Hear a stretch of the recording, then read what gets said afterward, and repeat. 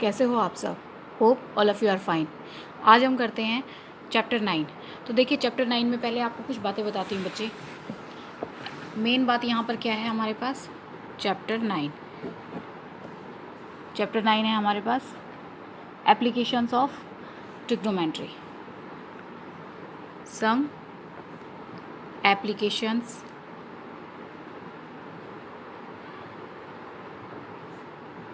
Of trigonometry.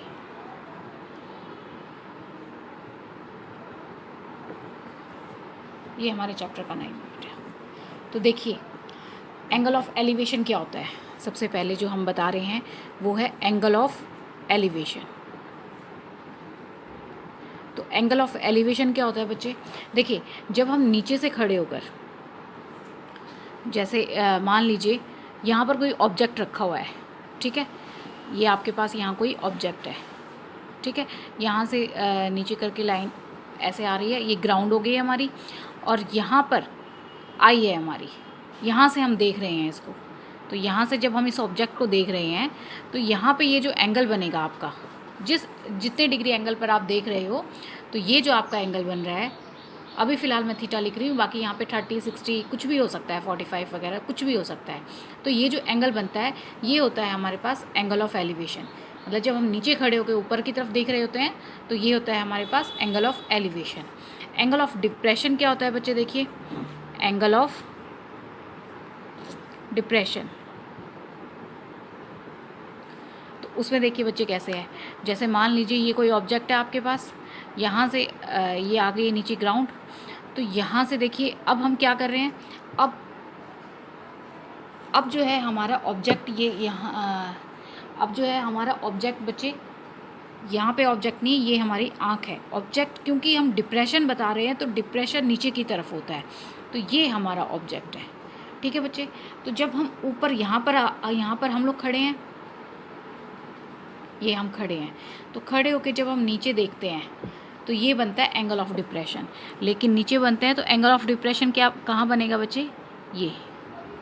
ये वाला portion जो है ये हमारा एंगल ऑफ डिप्रेशन बनता है। लेकिन ये वाला किसके इक्वल होगा? ये आप देख रहे हो, हम इसको ज्वाइन कर देते हैं तो ये जेड की फॉर्म बन रही है, और जेड की फॉर्म में क्या होता है? ये वाला एंगल इसके इक्वल होता है। क्यों होता है?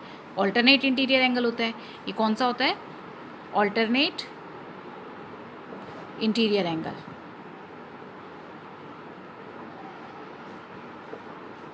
तो फिर इसीलिए क्योंकि ऑल्टरनेट इंटीरियर एंगल बन रहा है तो ये वाला एंगल इसके इक्वल होता है, इसे हम बोलते हैं एंगल ऑफ डिप्रेशन। जब हम ऊपर खड़े होकर नीचे देख रहे होते हैं तो वो एंगल ऑफ डिप्रेशन होता है, जब हम नीचे से ऊपर देख रहे होते हैं वो एंगल ऑफ एलिवेशन होता है, ठीक है बच्चे। इसमें यही दो मेन बातें थी, और आइडेंटिटीज़ हमने 8 चैप्टर में पिछली वीडियो में डिस्कस कर ली हैं कैसे करनी है। अब देखिए अब हम 9.1 शुरू करते हैं बच्चे। फर्स्ट क्वेश्चन क्या है? इस circus artist is climbing 20 meter long rope. एक सर्कस आर्टिस्ट जो है वो 20 मीटर लॉन्ग रोप पर चढ़ता है, ठीक है, which is tightly stretch and tight from the top of a vertical pole to the ground, जो कि ग्राउंड से ऊपर एक पोल के ऊपर टाइट बांध दिया गया है। Find the height of the pole. आपको उस पोल की हाइट निकालनी है। If the angle made by the rope with the ground level is 30 degree, और रोप के द्वारा वो जो ग्राउंड पे वो जो एंगल बन रहा है तो वो क्या है? 30 डिग्री है। तो अब आपको क्या निकालना है? यहाँ पर हाइट ऑफ पोल आपको निकालनी है, ठीक है बच्चे। तो देखिए कैसे करेंगे इसे। हमारे पास इसकी फिगर क्या है? ये हमारे पास फिगर है, इसको हम नाम दे देते हैं ABC। ये 20 डिग्री है, और एंगल यहाँ पर हमारे पास कितना है? 30 डिग्री। सॉरी डिग्री नहीं, ये तो मीटर, 20 मीटर। तो अब देखिए बच्चे, यहाँ पर हमारे पास हमें क्या निकालना है? हाइट निकालनी है। क्वेश्चन नंबर 1, तो हाइट ऑफ पोल हमें निकालनी है। तो हम कैसे निकाल सकते हैं? देखिए बच्चे, हमें क्या चाहिए? परपेंडिकुलर, ये हमारे पास हाइपोटेन्यूज। तो आपको याद है, पंडित बद्री प्रसाद हर हर बोले सोना चांदी तोले। तो हमें क्या चाहिए? P और H, क्योंकि P हमें निकालना है, H हमारे पास गिवन है, तो हमें ये दोनों चीज़ चाहिए। तो P और H किस में आ रहा है बच्चे? देखिए तो साइन में आता है, तो हम यहाँ लिखते हैं साइन। थीटा, थीटा हमारे पास यहाँ कितना है, जो एंगल आपके पास दिया होता है वो आपका थीटा होता है। तो अब हम साइन थीटा नहीं लिखेंगे, यहाँ पर साइन 30 डिग्री। अब यहाँ पर साइन 30 क्या होता है, पी अपॉन एच, और पी क्या है हमारे पास, जो कि है हमारे पास ए बी अपॉन में ए सी, और ए बी अपॉन में ए सी क्या है हमारे पास, ए बी तो हमें गिवन नहीं है और ए सी हमारे पास 20 है।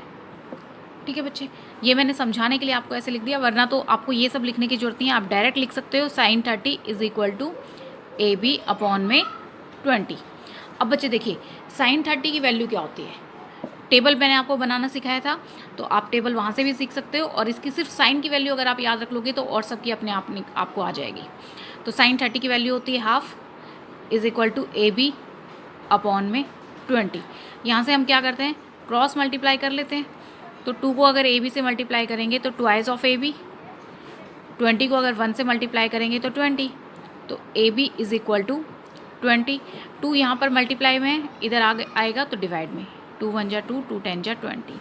तो ए बी आपके पास यहाँ पर कितना हो गया है, 10 मीटर, यानी height of pole.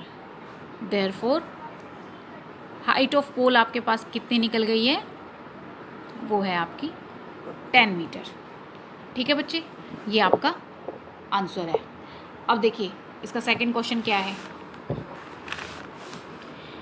A tree breaks due to storm and the broken part bends so that the top of the tree touches the ground making an angle 30 degree with it। देखिए एक पेड़ है और फिर वो क्या, पेड़ जो है वो बीच में से, क्योंकि आंधी तूफान आता है तो जिसकी वजह से वो पेड़ बीच में से टूट जाता है, और वो इस तरीके से टूटता है कि जो उसका सबसे ऊपरी हिस्सा जो होता है वो बैंड होके जब टूटता है तो वो नीचे ग्राउंड पे टच कर जाता है, और ग्राउंड पे जो एंगल बनता है वो कितने डिग्री का होता है, 30 डिग्री का। The distance between the foot of the tree to the point where the top touches the ground is 8 meter. जो डिस्टेंस होता है जहाँ पर उस ट्री के टॉप ने जहाँ पे टच किया हुआ है और जहाँ पर ट्री का फुट है, उन दोनों के बीच का जो डिस्टेंस है ग्राउंड पे, वो क्या है, 8 meter. Find the height of the tree, आपको ट्री की हाइट निकालनी है। ठीक है, तो देखिए बच्चे कैसे निकलेगी, हम इसको कैसे कर सकते हैं। देखिए पहले क्वेश्चन नंबर 2, यहाँ पे देखिए, जैसे मान लीजिए ये कोई पेड़ है, ठीक है बच्चे। अब ये पेड़ जो है ये यहाँ से टूट गया है, यहाँ से टूट के जब ये यहाँ से ऐसे नीचे गिरा तो ये गिर गया, अब ये नीचे ऐसे नीचे आ गया है। तो देखिए अब जब नीचे आ गया तो यहाँ पे हम ए ले लेते हैं, इसको बी ले लेते हैं और इसको सी ले लेते हैं। ठीक है बच्चे, और जो उन्होंने एंगल बोला है वो कितने डिग्री का एंगल बन रहा है, 30 डिग्री का 30 डिग्री का है। ठीक है बच्चे, ये हमारे पास वैल्यूज़ हैं। दूसरी बात जो उन्होंने क्या चीज़ गिवन करी है कि BC, यानी ये ट्री का टॉप है, ऊपर वाला हिस्सा ऐसे मुड़ के नीचे गिरा है तो ये ट्री का टॉप है और ये ट्री का फुट है, इन दोनों के बीच का डिस्टेंस उन्होंने कितना बताया है, 8 मीटर। तो ये हो गया हमारे पास। अब देखिए बच्चे, हमें क्या निकालना है, height of tree. Height of tree के लिए हमें एक चीज़ तो ये चाहिए, और हाइट तो पूरी है ना ट्री की, यहाँ से यहाँ तक पूरा पेड़ है ये, तो ये तो यहाँ तक तो सिर्फ हाफ है, तो हाफ कहाँ है इसकी, वो यहाँ पे गिरी हुई है। तो हमें हाइट ऑफ ट्री निकालने के लिए AB और AC दोनों की हाइट निकाल के दोनों को प्लस करना पड़ेगा। ठीक है बच्चे, पहले हम एक चीज़ की हाइट निकालते हैं। मान लीजिए हम पहले AB की, हाफ ट्री की हाइट निकाल रहे हैं। तो अब हमारे पास क्या है, देखिए, पंडित बद्री प्रसाद हर हर बोले सोना चांदी तोले। तो देखिए यहाँ पर हमारे पास क्या है, ये हमारा परपेंडिकुलर है, ये हमारा बेस है। तो परपेंडिकुलर और बेस हमारे पास कहाँ आ रहे हैं, 10 में आ रहे हैं, तो हम लिख लेते हैं। और थीटा क्या है हमारे पास, 30 डिग्री। तो 10 30 इज इक्वल टू, तो परपेंडिकुलर अपॉन में बेस, यानी AB अपॉन में 8, AB अपॉन में 8, इसको आप लिख सकते हो परपेंडिकुलर अपॉन में बेस। तो 10 30 की वैल्यू क्या होती है बच्चे, 10 30 की वैल्यू होती है 1 अपॉन में √3। आपको वैल्यू याद करना बहुत ज़रूरी है, वरना ये क्वेश्चंस में आपको दिक्कत आ जाएगी। तो AB अपॉन में 8, यहाँ से हम क्या करते हैं, क्रॉस मल्टीप्लाई। तो AB को जब आप √3 से मल्टीप्लाई करेंगे तो हमारे पास क्या हो जाएगा, √3 AB, और यहाँ से हमारे पास 8 को जब हम 1 से मल्टीप्लाई करेंगे तो 8। अब देखिए बच्चे, हमें तो AB की वैल्यू निकालनी है, तो √3 यहाँ पर नहीं चाहिए, तो √3 को इधर ले आते हैं। जब वो इक्वल टू के दूसरी साइड जाएगा तो क्या हो जाएगा, डिवाइड में।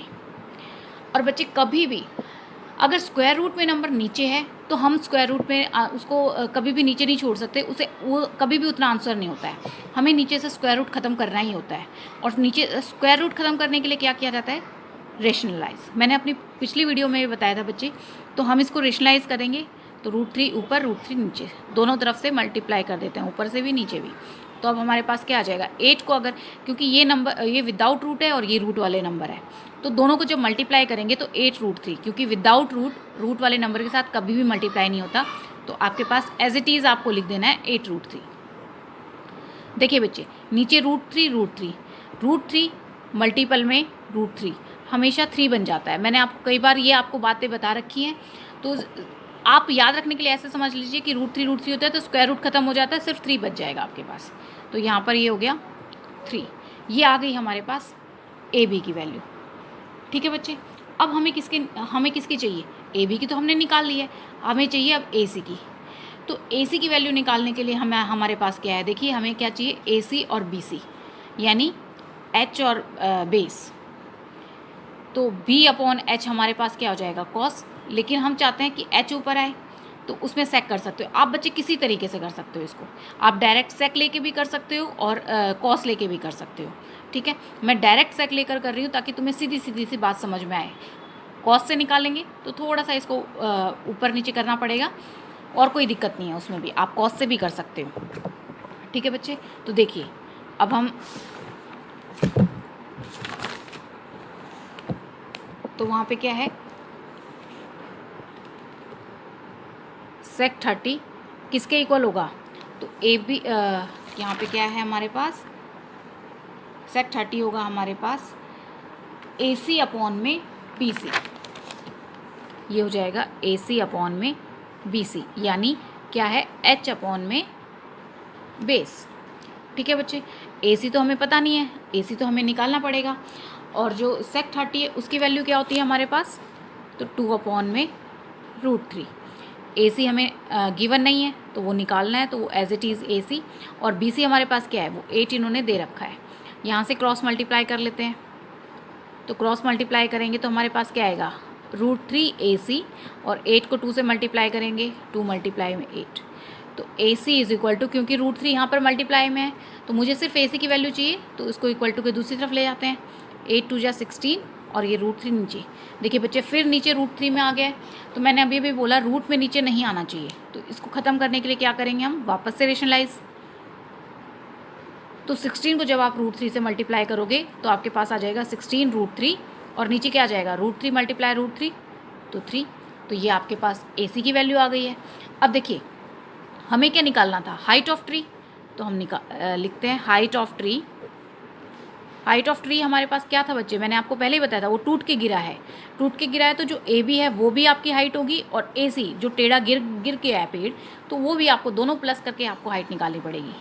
तो हमारी वैल्यू क्या है, ए बी की वैल्यू है हमारे पास बच्चे 8√3 अपॉन में 3, प्लस में ए सी की वैल्यू क्या है हमारे पास 16√3 अपॉन में 3। दोनों का एलसीएम लेते हैं हम, यहाँ से 3 आ जाएगा। ये क्योंकि नीचे टर्म सेम है तो आपकी ऊपर वाली टर्म भी एज इट इज़ आ जाएंगी, 16√3। दोनों को प्लस करते हैं। अच्छा, प्लस करते वक्त बच्चे ध्यान रखिएगा, जो स्क्वायर रूट के अंदर जो टर्म्स होती हैं वो कभी प्लस नहीं होती, आपको सिर्फ बाहर वाली टर्म जो नंबर्स लिखे हैं उनको प्लस करना है। ये जो स्क्वायर रूट के अंदर है वो एज इट इज़ आ जाएगी। तो 16 + 8 24 √3 अपॉन में 3 से कैंसिल आउट हो जाएगा, 3 1 जा 3, 3 8 जा 24, तो आपके पास 8√3 ये आ गई आपके पास हाइट ऑफ ट्री। तो ये आपका आंसर हो जाएगा।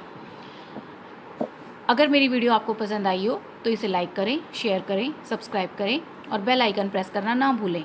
आपकी कोई भी क्वेरी हो तो बच्चे आप कमेंट बॉक्स में जाके मुझे कमेंट कर सकते हैं। Thank you for watching my video.